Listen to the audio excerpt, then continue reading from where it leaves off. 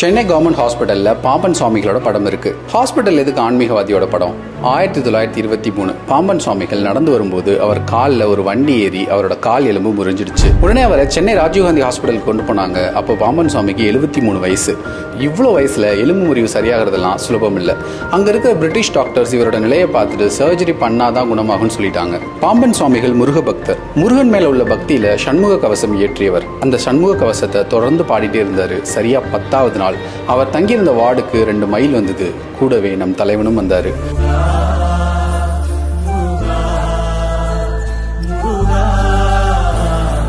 அடுத்த நாள் அவர் பார்த்த டாக்டர்ஸ்க்கு நம்பவே முடியல. கால் முழுமையாக குணமடைஞ்சிருந்தது. எக்ஸ்ரே கூட எடுத்து பார்த்தாங்க, எந்த காயமும் இல்லை. இந்த அதிசயத்தை குறிக்கிற விதமா இன்னைக்கும் ராஜீவ்காந்தி ஹாஸ்பிட்டல்ல பாம்பன் சுவாமிகள் தங்கியிருந்த வார்டில் அவரோட திருவுருவ படமும் வரலாறும் எழுதி வச்சிருக்காங்க.